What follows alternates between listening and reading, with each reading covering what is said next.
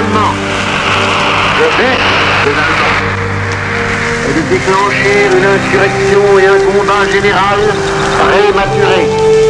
Le but des Allemands est de vous accrocher pour vous détruire.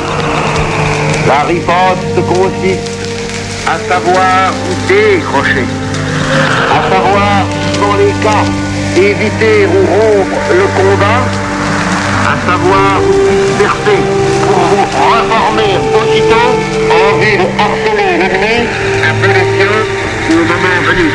Je dis la même définition l'autre jour en vous disant.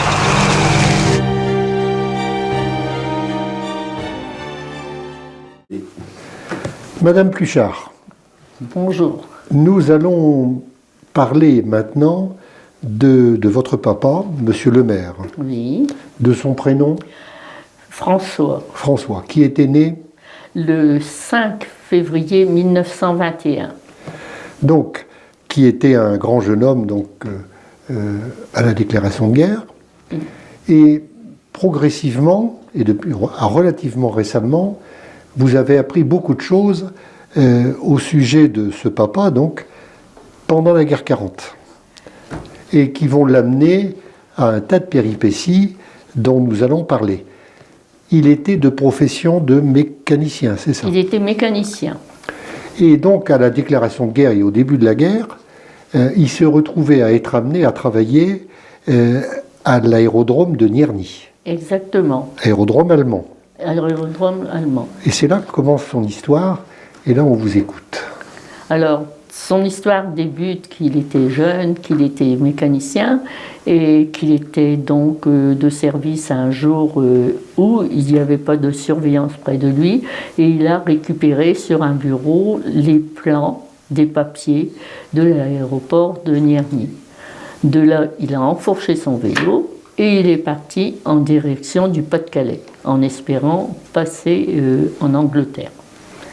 Là, bien sûr, la France étant occupée par les Allemands de ce côté-là, bien vite, il a dû se rendre à l'évidence qu'il ne saurait jamais passer par là, qu'il lui fallait rejoindre la France libre, en passant par le bas de la France, donc en longeant les côtes. Il est parti par la Normandie, où il a laissé des traces, puisqu'un prêtre l'a hébergé dans sa chapelle. Il a continué son voyage. De quelle façon? Certainement en étant caché à droite, à gauche, mais nous n'avons jamais su exactement qui l'a aidé à descendre. Il a donc été jusqu'à la frontière espagnole. Là, il a été prisonnier.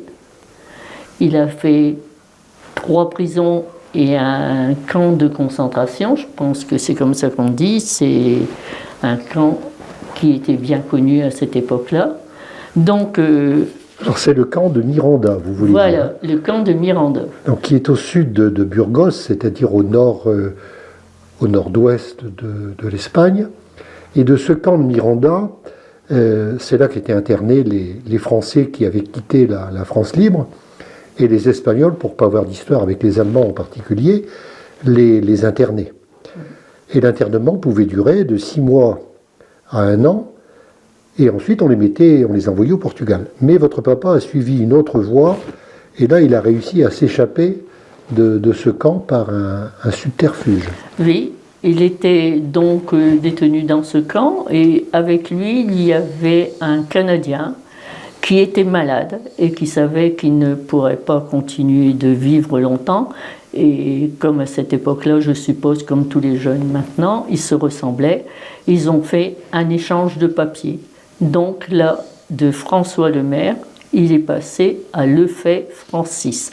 Il a pris donc les papiers du Canadien et il a été mis dehors du camp. Il était interné depuis le 28 juin 1942 jusqu'au 10 octobre 1942. Après, bien sûr, une fois sorti du camp, là, il y a un blanc. Nous ne connaissons pas de quelle façon il est arrivé au bord de la mer. Des témoignages nous disent qu'il a pu passer par le Maroc, mais nous, on n'en a pas la trace. Mais tout ce qu'on sait, c'est qu'il a pu partir dans le fond de cale d'un bateau, un cargo, qui l'a emmené vers l'Angleterre. Et donc, il s'est retrouvé au Maroc donc avant le débarquement américain, pas longtemps avant, c'était en juin 1942, les Américains n'arriveront qu'en novembre, et il s'est donc retrouvé à Londres. Et à Londres, il s'est retrouvé donc à rejoindre la France libre, en quelque sorte. Et oui, dès qu'il est arrivé à Londres, il s'est dirigé vers le bureau de la France libre, et là, il a été tout de suite recruté comme mécanicien au QG du général de Gaulle. Donc il est resté là-bas tout pendant la partie de la guerre, jusque, nous supposons, 1944, mais exactement quand, nous ne savons pas quand il est rentré en France. Et donc il a très peu parlé de cette période, et c'est relativement vers la fin de sa vie qu'il a commencé à s'intéresser et à rechercher des documents à ce sujet-là. Mais vous vous souvenez également, parce qu'il a dû vous le dire, vous étiez encore toute jeune à l'époque, quand le général de Gaulle, en 1959, a traversé le Nord-Pas-de-Calais, votre papa est allé le voir sur la route nationale. Sur la route nationale, à l'embranchement de Kiévi. Je vois encore devant la maison de chez Desécaches. Je vois encore la voiture s'arrêter, j'étais très jeune, et à ma grande stupéfaction, mais sans savoir que c'était un moment important, il y avait beaucoup de policiers, il y avait beaucoup de choses, et mon père est allé saluer, mais de près, en serrant la main au général de Gaulle. Pour lui, ça a été une récompense comme on ne peut pas dire. Et de ce fait-là, il a obtenu, pour avoir réussi à quitter la France occupée, et puis rejoindre l'Espagne d'abord, il a reçu ceci donc. Oui, c'est-à-dire la médaille des évadés. Et plus tard, il a obtenu également, signé de deux personnages célèbres de la Deuxième Guerre mondiale, c'est la médaille commémorative des services volontaires de la France libre. C'est bien ça? C'est bien ça. Ouais. Et il en a parlé très peu, parce que vous étiez une fille, vous aviez des frères et sœurs ou...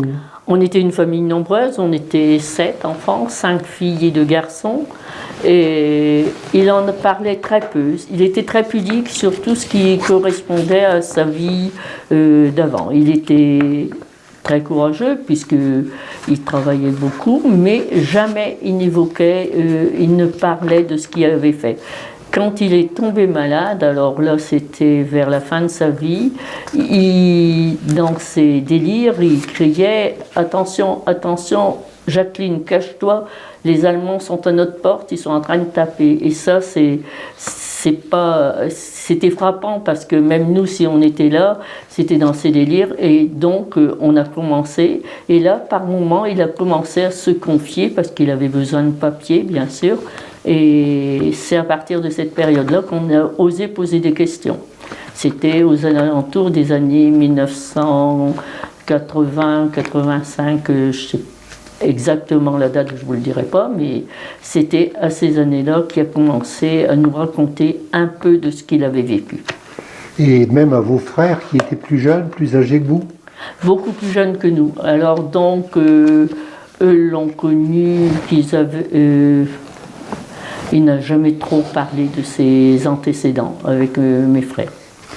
Et donc maintenant, d'après ce que j'ai pu apprendre, vous vous êtes passionné pour la question, et là vous êtes lancé avec toute votre famille de la région parisienne, vous êtes lancé dans la recherche de documents.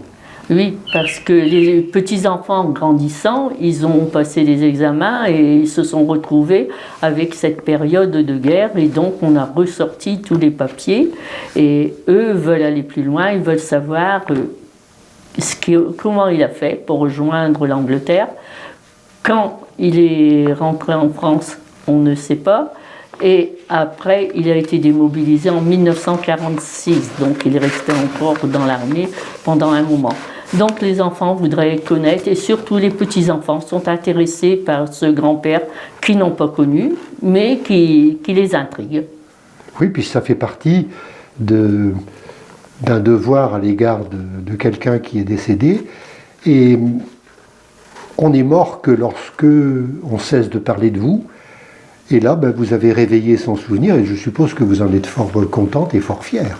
Ah, très fiers, on a toujours été fiers de notre père, mais là, on est intrigué que cet homme aussi silencieux dans son travail, silencieux, ne se vantait jamais, avait pu connaître une existence aussi palpitante, nous dirons. Parce que la guerre, c'est quelque chose qui doit laisser des traces à tous ceux qui l'ont fait.